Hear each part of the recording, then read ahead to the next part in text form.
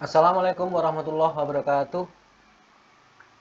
Tidak lupa mengucapkan syukur kepada Tuhan Yang Maha Kuasa. Seperti biasa, sebelum kalian belajar, silahkan berdoa menurut agama dan keyakinan masing-masing.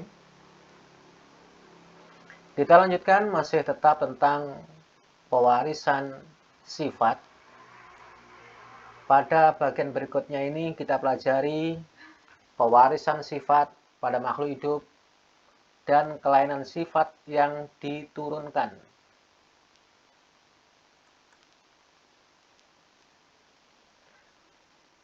Pada bagian yang pertama, kalian sudah dikenalkan dengan pewarisan sifat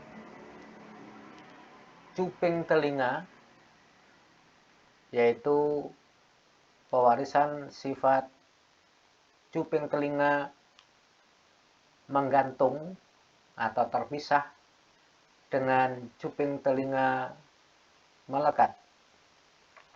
Selain pewarisan cuping telinga, warna kulit juga demikian diwariskan dari induk kepada keturunannya.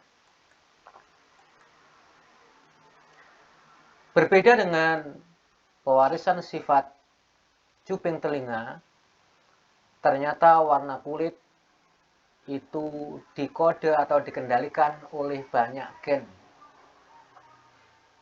Misalnya, gen warna kulit adalah A, B, C. Gen ini mengkode pembentukan pigmen kulit melanin, yaitu pigmen yang menyebabkan kulit warna gelap. Jadi, kulit warna gelap ini dikendalikan oleh 3 gen ini. Sebut saja gen A besar, B besar, dan C besar. Gen inilah yang membentuk pigmen kulit melanin yang menyebabkan kulit warna gelap. Nah, variasi gen warna kulit atau pasangan sifat bedanya yaitu gen A kecil, B kecil, C kecil yang memberi warna kulit sangat terang karena tidak berpigmen melanin. Jadi kalau orang yang kulitnya sangat gelap, hitam sekali, itu berarti pigmen melaninnya lengkap. Kemudian yang tidak berpigmen melanin atau sangat terang, itu berarti kulitnya pucat atau disebut dengan albino. Nah, sekarang bagaimana genotipnya? Genotip untuk kulit sangat gelap adalah A besar, A besar, B besar, B besar, C besar, C besar. Jadi masing-masing gen ditulis dengan 2 huruf. Ingat, karena pada suatu individu kromosom bersifat diploid atau berpasangan, karena gen bagian dari kromosom. Kalau kromosom berpasangan, maka gen juga berpasangan. Oleh karena itu ditulis dengan 2 huruf. Kemudian untuk kulit sawo matang, genotipnya A besar, A kecil, B besar, B kecil, C besar, C kecil. Nah, ini untuk orang-orang rumpun bangsa Melayu, termasuk Indonesia, genotipnya rata-rata seperti ini.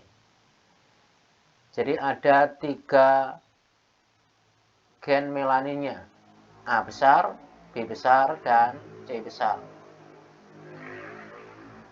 Kemudian kulit sangat terang, genotipnya A kecil, A kecil, B kecil, B kecil, dan C kecil, C kecil. Jadi warna kulit seseorang itu sangat bervariasi. Variasinya ditunjukkan pada tabel di samping ini. Ini untuk kulit dengan genotip A kecil, A kecil, B kecil, B kecil, C kecil, C kecil, tanpa pigmen melanin. Kulitnya sangat terang atau disebut dengan istilah albino. Kemudian yang di sekitarnya ini dengan satu melanin berarti ada warnanya, walaupun warnanya masih terang tapi sudah tampak warna. Kemudian rumpun bangsa Indonesia di sekitar ini ada 3 melanin, ditunjukkan dengan titik 3 di sini, termasuk ini kulit sawo matang. Nah, semakin banyak melaninnya, warna kulit semakin gelap. Yang paling kanan bawah, ini berarti kulit sangat gelap. Genotipnya full A besar, B besar, C besar. Dari variasi warna kulit ini, intinya dibedakan menjadi 2 saja, yaitu bermelanin, walaupun sedikit, ini termasuk bermelanin, atau disebut dengan istilah normal, kulit normal. Jadi orang bule itu normalnya seperti itu, memang melaninnya sedikit, mungkin 1 atau mungkin 2. Jadi orang bule, orang rumpun bangsa Eropa yang kulitnya tampak lebih berwarna, itu berarti ada 2 melanin.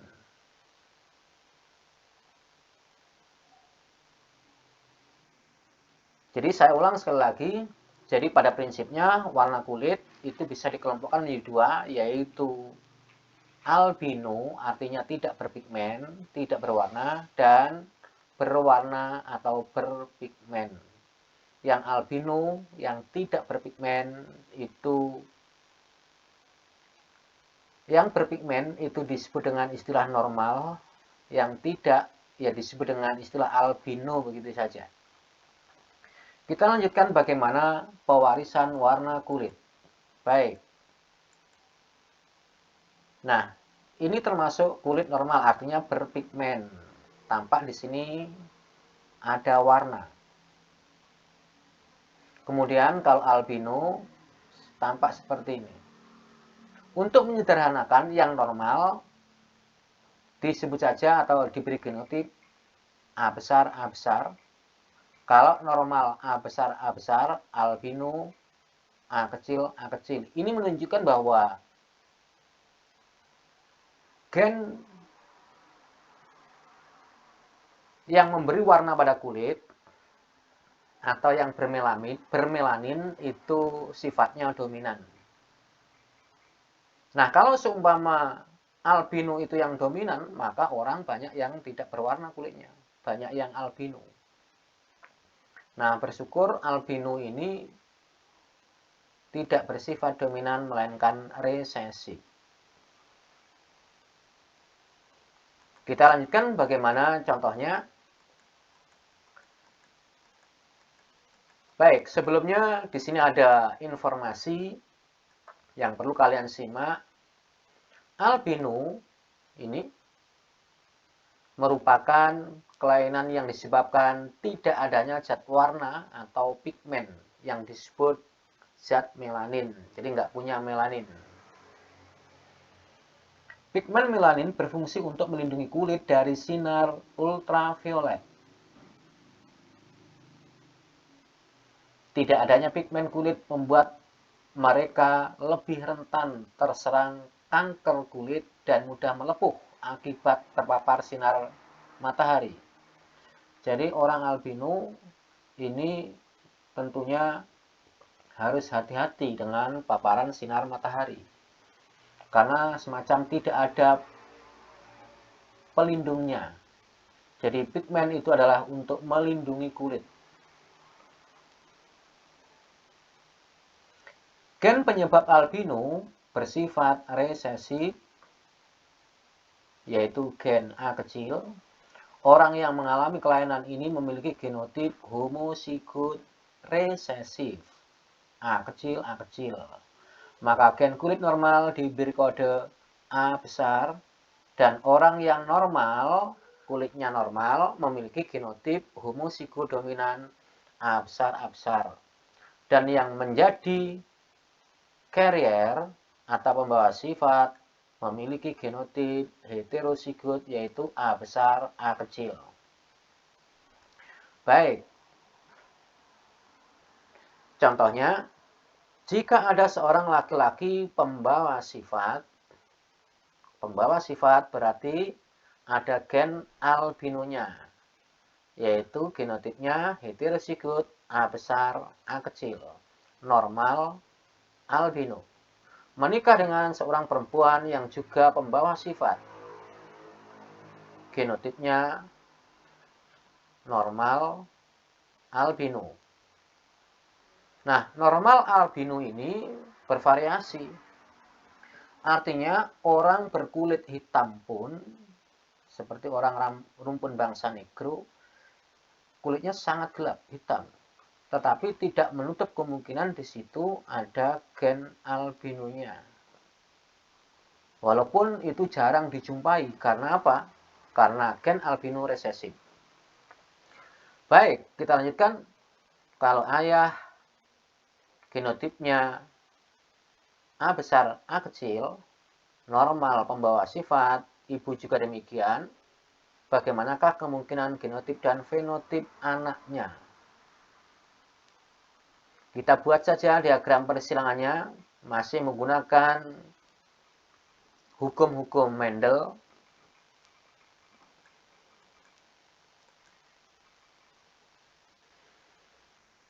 Perhatikan diagram ini menggunakan tabel planet, ya, langsung seperti ini. Ayah normal carrier, pembawa sifat albino, ada gen A kecil. Ibu juga demikian, normal carrier, ada gen albinonya. Kemudian membentuk sel kelamin atau gamet pada ayah, yaitu sel sperma, ada gen A besar dan A kecil, berpisah. Ibu juga demikian, ada gen A besar, ada gen A kecil. Kalau sperma dengan sel telur melakukan peleburan, kalau kebetulan sel sperma dengan gen A besar, dengan ovum A besar, maka individu baru genotip A besar normal. Kalau kebetulan A besar,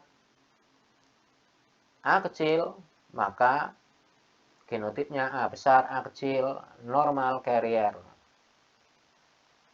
Dari tabel panel ini tampak ada satu yang normal, tidak ada gen albinonya, dua memiliki gen albino normal carrier, dan satu albino.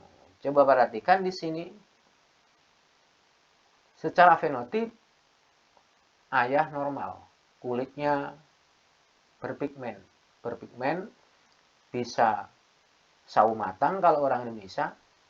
Kalau orang rumpun bangsa Afrika bisa hitam.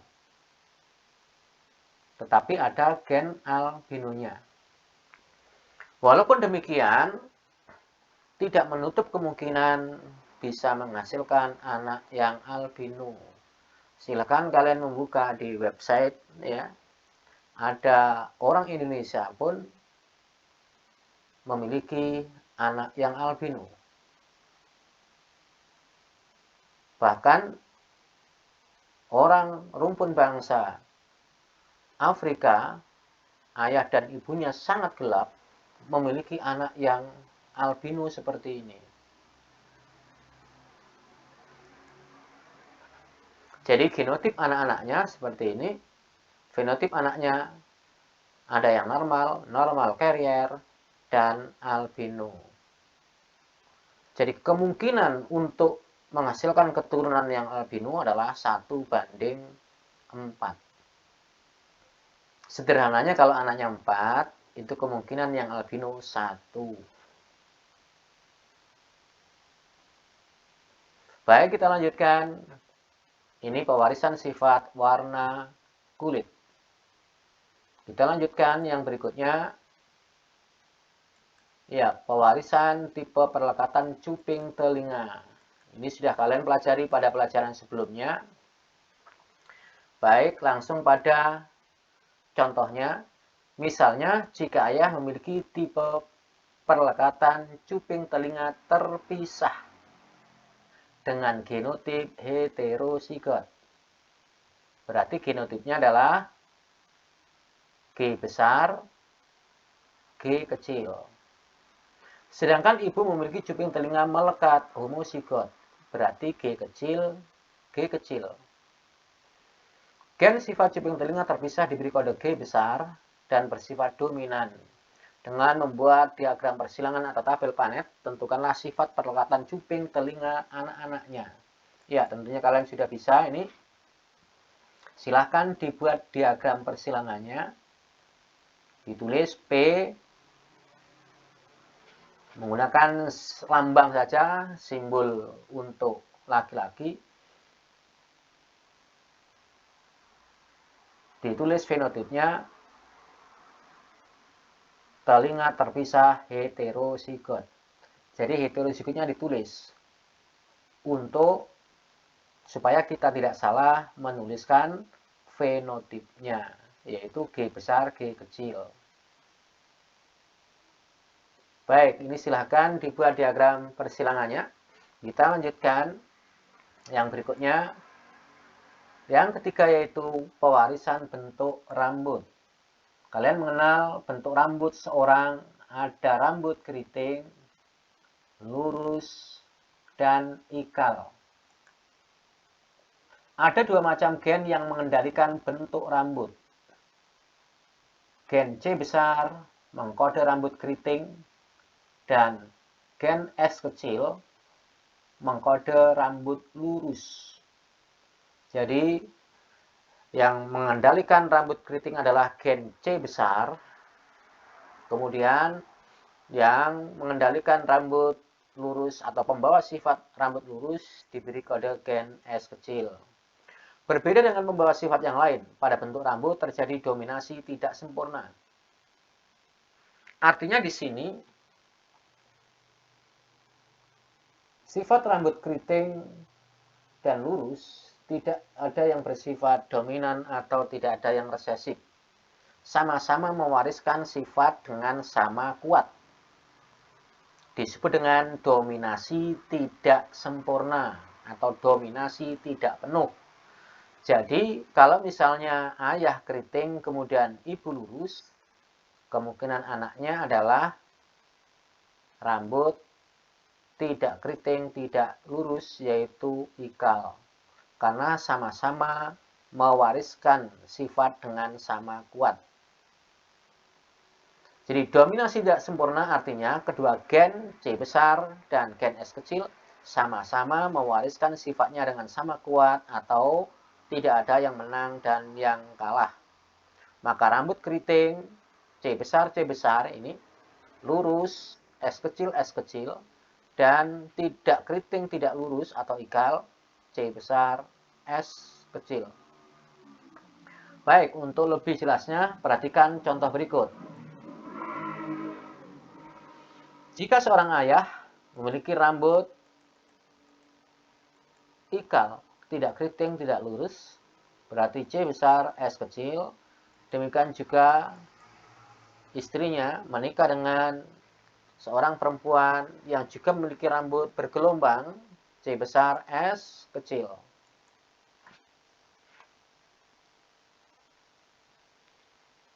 Bagaimanakah kemungkinan bentuk rambut anak-anaknya?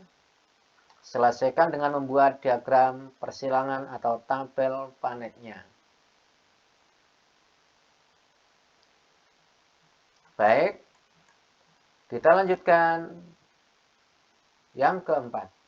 Pewarisan bentuk pertumbuhan rambut pada dahi. Mungkin ini kurang menjadi perhatian kita karena memang tidak tampak jelas sebetulnya bentuk pertumbuhan rambut di dahi ini ada perbedaan. Ada yang berbentuk seperti huruf V, yang disebut dengan widow's peak, dan ada yang lurus tidak berbentuk huruf V. Berarti yang B ini tidak widow's peak. Tumbuhnya rambut seperti huruf V atau dikenal dengan widow's peak dikontrol oleh gen W besar bersifat dominan. Maka gen yang mengontrol pertumbuhan rambut tidak seperti huruf V adalah W kecil. Nah, kalau orang-orang di Eropa, rumpun bangsa Eropa, di pecahan negara Uni Soviet itu banyak yang widow's peak. Dan karena itu dominan, di sana banyak yang widow's peak.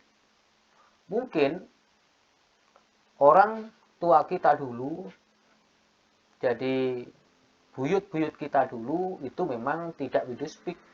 Oleh karena itu orang Indonesia kebanyakan tidak widow's peak.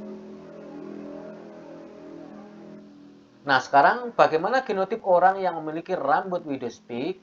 Tentunya ada dua alternatif. Seperti Ercis bunga ungu, kemungkinan ungu U besar, kemungkinan yang kedua U besar, U kecil, ungu heterozigot. Demikian juga widow's peak, ada widow's peak dengan genotip W besar, ada yang bergenotip W besar, W kecil. Widow's peak tidak widow's peak, karena widow's peak dominan, maka fenotipnya widow's peak. Yang tidak widow's peak, W kecil, W kecil. Baik, ayo kita selesaikan. Contoh soalnya, ayah memiliki model rambut widow's peak. Ayah widow's peak. Berarti ada dua kemungkinan kalau tidak W besar, W kecil. Penjelasannya di sini, widow's peak ayah ini merupakan keturunan dari perkawinan seorang ayah tidak widow's peak. Ayah berarti W kecil, dengan ibu widow's peak. Widow's peak bisa W, yang dimaksud di sini W besar. Berarti ayah ini genotipnya heterozigot, yaitu widow's peak W besar, W kecil. Kemudian jika ayah tersebut yang bergenotip W besar, W kecil tadi memiliki istri tidak widow's peak, berarti W kecil. Bagaimana model tumbuh rambut anak-anaknya? Jadi, ayah widow's peak dengan genotip W besar, W kecil, ibu tidak widow's peak, berarti W kecil.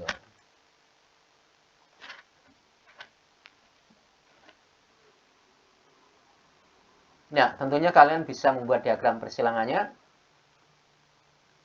Jadi, intinya kalau sudah mengetahui fenotip dan genotip induknya, tinggal melanjutkan membuat diagram persilangannya, menuliskan gametnya, kemudian mengawinkan gamet itu, kemudian pasangan dari gamet-gamet tadi itulah sifat turunan atau sifat anak-anaknya. Kita lanjutkan yang berikutnya. Kita pelajari pewarisan kelainan yang terpaut kromosom seks. Ada kelainan yang sifatnya diwariskan atau diturunkan dari orang tua. Nah, kelainan itu antara lain buta warna. Kita mengenal ada buta warna sebagian, ada buta warna total. Nah, untuk mengetahui apakah kita buta warna atau tidak, bisa menggunakan tes buta warna, yaitu bilangan ya yang berada pada bulatan-bulatan berwarna seperti pada gambar ini. Ini disebut dengan tes buta warna Ishihara. Kalau kalian bisa menyebutkan bilangan berapa yang ada pada bulatan-bulatan ini, berarti kalian tidak buta warna. Nah, misalnya di sini ini adalah Ya, 13. Yang di sini 12. Berarti tidak buta warna. Nah, buta warna itu merupakan bukan penyakit, tetapi kelainan yang diwariskan. Kita pelajari lebih lanjut. Kelainan buta warna diakibatkan gen C kecil, B kecil yang terpaut atau menempel atau melekat berada pada kromosom seks, yaitu kromosom X. Nah, kromosom seks kalian mengenal, kalau laki-laki itu adalah XY, kalau perempuan XX. Seorang perempuan akan menderita buta warna jika kedua kromosom X mengandung gen buta warna. Seperti ini, perempuan XX mengandung gen buta warna XCB, XCB. Namun jika hanya salah satu kromosom X yang mengandung gen buta warna, contohnya XCBX, maka perempuan tersebut akan menjadi pembawa sifat atau carrier. Jadi perempuan tersebut tidak buta warna, bisa membedakan warna, katakan normal, tetapi pembawa sifat. Berbeda dengan laki-laki. Pada laki-laki, jika kromosom X mengandung gen buta warna, karena laki-laki itu genotipnya XY, kalau satu kromosom X ini mengandung gen buta warna XCBY, karena gen buta warna itu tidak terpaut atau tidak berada pada kromosom Y, hanya terpaut atau melekat pada kromosom X saja. Laki-laki dengan satu kromosom atau satu gen ya, buta warna, satu gen CB ini, maka akan menderita buta warna. Baik. Jadi genotip pewarisan sifat buta warna adalah XY ini laki-laki normal. XCBY laki-laki buta warna. XX perempuan normal. Kemudian XCBX perempuan normal tapi carrier, pembawa sifat. Kemudian XCB. Nah, ini baru perempuan buta warna. Dengan mengetahui genotip masing-masing ini, tentunya kalian bisa menentukan hasil perkawinan, misalnya laki-laki buta warna dengan perempuan carrier, bagaimana sifat anak-anaknya. Atau yang lain. Baik, contohnya, jika ayah normal, berarti XX, sedang ibu menderita buta warna. Berarti genotipnya XCB. Bagaimanakah anak-anaknya? Kita buat saja diagram persilangannya. Ayah sama seperti petunjuk Mendel ya. Pertama kita tuliskan induknya. Ayah normal, kita tulis fenotipnya. Dan ibu buta warna. Ayah normal genotipnya XY. Ibu buta warna XCB. Membentuk gamet atau sel kelamin, sel sperma. Ada sel sperma X, ada sel sperma Y. Kemudian sel telurnya XCB dan XCB. Kalau kedua gamet melakukan peleburan, kemungkinan yang terjadi menurut hukum Mendel yang kedua atau hukum asortasi, terjadi pengelompokan kembali. Yang pertama X dengan XCB, maka XCBX. Yang kedua XCBX. Yang ketiga XCBY. Yang keempat, XCBY. Nah, XCBX ini adalah XX berarti perempuan, CB satu gen buta warna, carrier, pembawa sifat. Perempuan carrier. XY laki-laki. XCBY berarti laki-laki buta warna. Jadi kesimpulannya, semua anaknya yang perempuan itu carrier, pembawa sifat. Dan semua anak laki-lakinya pasti buta warna. Nah, dari sini kita bisa mengambil kesimpulan atas sebuah pelajaran. Kesimpulan apakah yang bisa diperoleh dari persilangan tersebut, bahwa laki-laki lebih banyak buta warna. Jadi, penderita buta warna antara laki-laki dan perempuan itu lebih banyak laki-lakinya yang buta warna dibanding perempuan. Mengapa demikian? Karena dengan satu kromosom buta warna atau gen buta warna, laki-laki menjadi buta warna. Sedangkan perempuan dengan satu gen buta warna masih bisa membedakan warna, masih normal, tetapi carrier.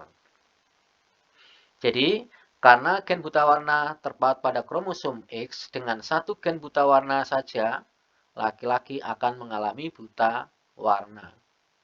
Itulah mengapa penderita buta warna banyak dialami oleh laki-laki.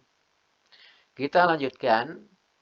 Selain buta warna, pewarisan yang kelainan yang diwariskan adalah hemofili.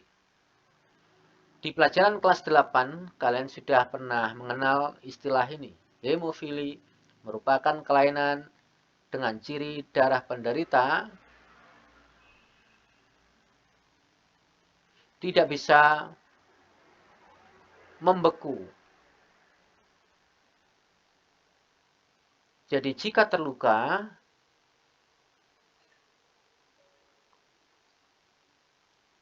karena darah tidak bisa membeku, maka lukanya tidak bisa tertutup. Jadi darahnya mengalir terus atau keluar terus. Ini disebabkan tidak dihasilkannya faktor penggumpalan darah dalam tubuh seseorang. Seperti halnya buta warna, gen hemofili terletak juga pada kromosom X, artinya terpaut pada kromosom X, dan ditandai dengan lambang X H kecil. Huruf H kecil adalah gen hemofili. Sehingga genotip untuk kelainan hemofili prinsipnya sama. Perempuan normal, perempuan itu adalah XX. Kemudian perempuan hemofili akan meninggal atau letal pada saat dilahirkan.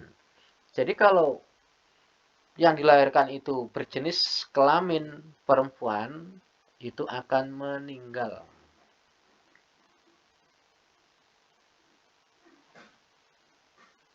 Jadi di sini tidak ada perempuan yang hemofili.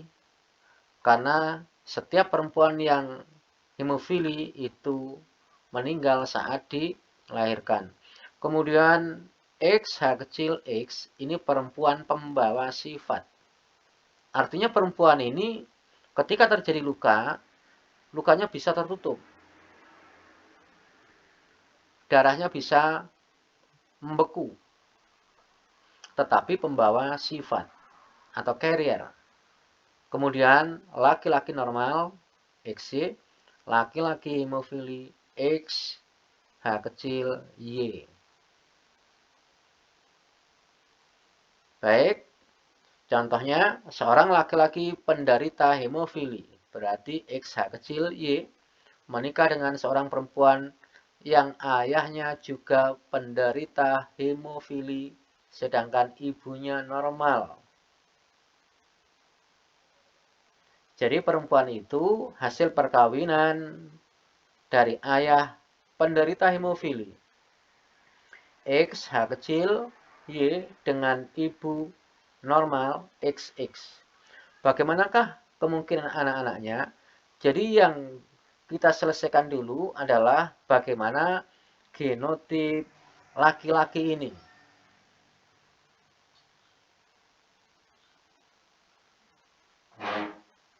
Saya ulang, jadi yang harus kita ketahui adalah genotip dari perempuan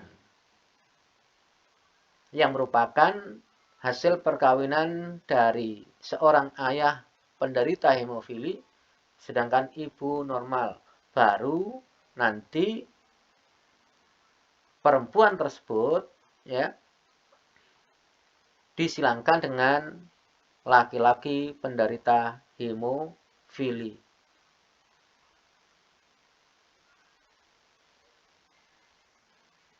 Silakan dicermati dulu, difahami dulu.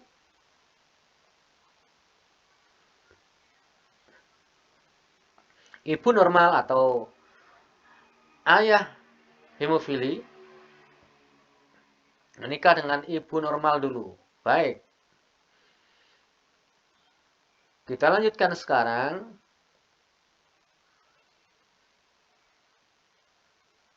Peranan pewarisan sifat dalam pemuliaan makhluk hidup. Apa itu pemuliaan makhluk hidup? Yaitu usaha manusia yang bertujuan untuk mendapatkan keturunan dengan sifat yang unggul atau sifat-sifat yang baik.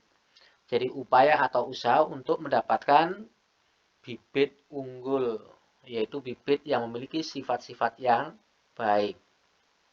Salah satu cara pemuliaan makhluk hidup adalah dengan cara persilangan atau hibridasi.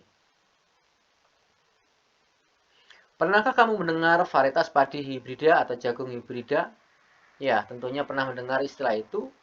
Petani kita banyak menanam padi bibit unggul dengan ada kata hibrida, padi hibrida, jagung hibrida, kelapa hibrida, kedelai hibrida, dan sebagainya. Itu menunjukkan adalah bibit unggul yang diperoleh dengan cara hibridasi atau persilangan. Varietas hibrida merupakan keturunan dari persilangan antara dua atau lebih tanaman sejenis yang memiliki ciri-ciri yang berbeda. Untuk mengambil manfaat atau keuntungan, munculnya kombinasi sifat yang baik dari induk yang disilangkan. Varietas padi misalnya, padi hibrida memiliki beberapa sifat unggul, misalnya produksi lebih tinggi. Produksi lebih tinggi ini bisa bulirnya panjang atau keturunan-keturunan vegetatifnya, tunas yang muncul di sekitar induknya itu banyak, rumpunya banyak, tahan terhadap lahan kering, artinya bisa ditanam di lahan kering, tahan terhadap hama dan penyakit, rasanya pulen dan wangi, umurnya lebih pendek, berarti bisa cepat dipanen. Ya, contohnya ini ada padi, sembada, IR64, Waiapu, Intani, dan sebagainya. Ini contoh-contoh padi bibit unggul hasil hibridasi. Juga pada tanaman yang lain seperti jagung, ada jagung pionir, ada macam-macam. Demikian juga pada hewan, misalnya ayam petelur, ayam leghorn misalnya. Juga pada hewan ternak seperti sapi, kambing, itu juga bisa diperoleh dengan cara mengawinkan. Diharapkan mendapatkan manfaat, yaitu sifat-sifat unggul dari kedua induk terkumpul pada keturunannya. Kita lanjutkan.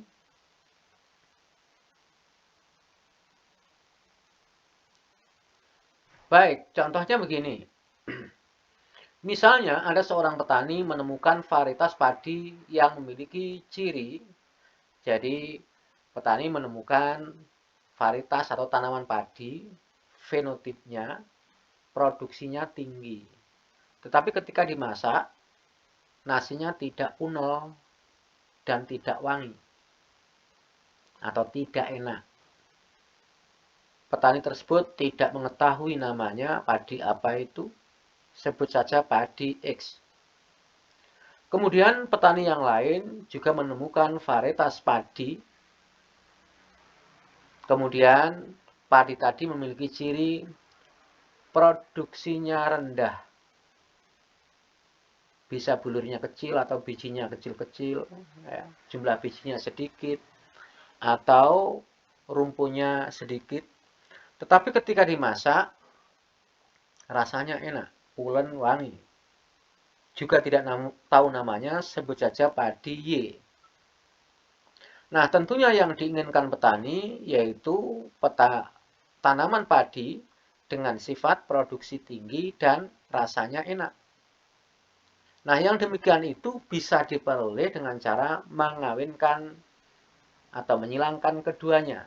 Ditanam pada lahan yang sama, kemudian berselang-seling, karena penyerbukannya dibantu oleh angin, nanti akan terjadi penyerbukan secara alami dibantu oleh angin itu.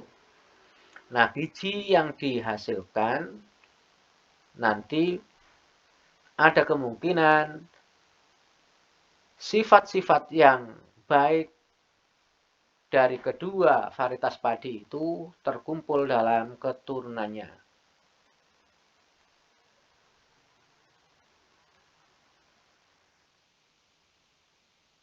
Kalau dibuat diagram persilangannya seperti ini, padi X tadi produksi tinggi, rasanya tidak enak. Kemudian padi Y tadi produksi rendah tetapi rasanya enak. Nah, Tuhan Yang Maha Kuasa sebetulnya sudah membantu, memberi jalan, yaitu dengan sifat-sifat yang baik. Contohnya di sini produksi tinggi itu dominan. Demikian juga yang rasanya enak, dominan. Oleh karena itu diberi simbol dengan huruf besar. Kalau tinggi dominan, maka T besar, T besar. Maka produksi rendah, T kecil, T kecil.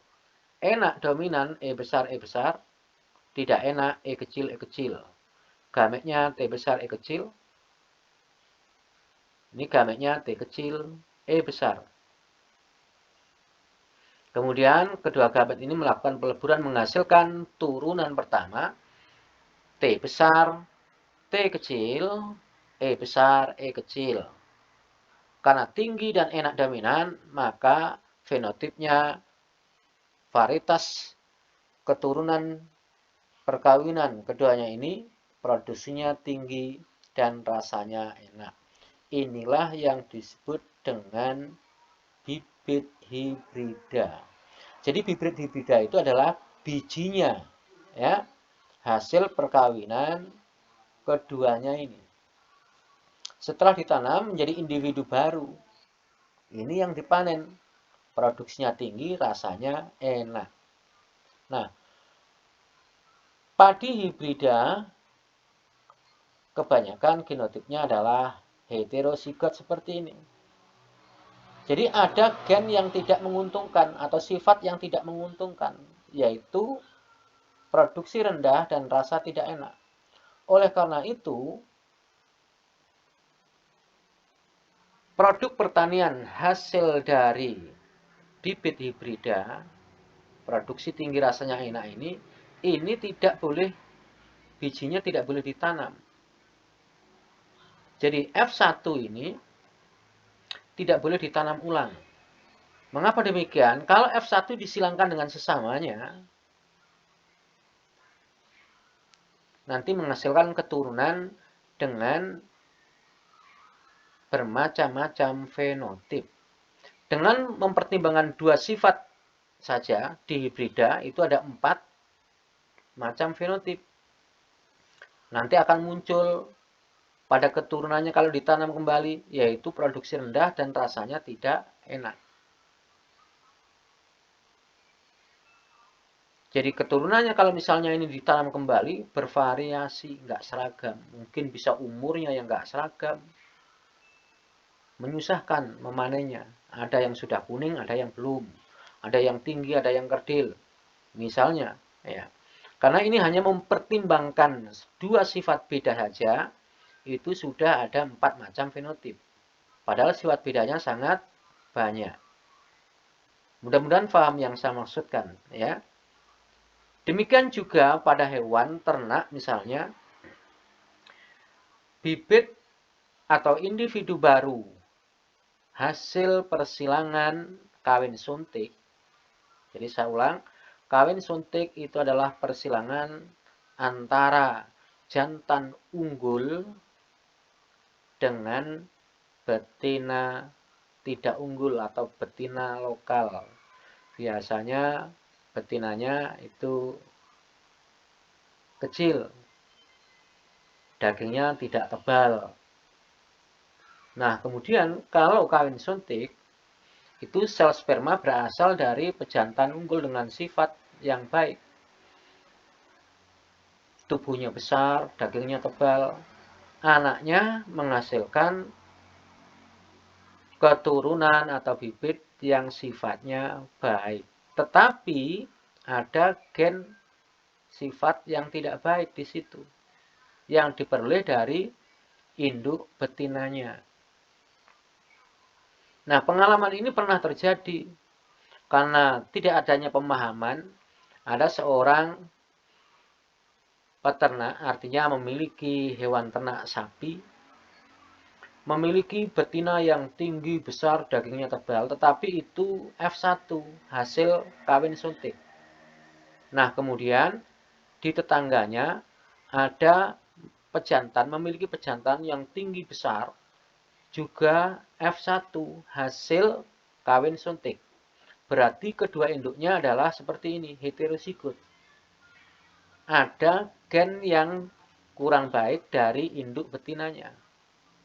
Nah, kalau ini terkumpul, gen yang tidak baik itu, maka akan melahirkan anak yang tidak sama dengan kedua induknya. Induknya tinggi besar, jantan betinanya tinggi besar, anaknya bisa kecil. Karena apa? Gen pembawa sifat yang tidak menguntungkan tadi terkumpul dalam satu individu. Baiklah, jadi inilah manfaat atau kegunaan kita mempelajari pewarisan sifat. Dengan mempelajari pewarisan sifat, kita bisa menghindari supaya tidak terjadi kelainan-kelainan yang diwariskan seperti buta warna, kemudian hemofili. Mempelajari pewarisan sifat juga bisa digunakan untuk mendapatkan bibit unggul atau pemuliaan makhluk hidup. Sampai di sini dulu pembelajaran kita. Maka berakhirlah atau selesai sudah untuk pembelajaran pewarisan sifat yang ada 4 bagian. Mohon semuanya dipelajari dengan seksama. Mudah-mudahan kalian bisa memahami dengan baik. Saya akhiri, wassalamualaikum warahmatullahi wabarakatuh.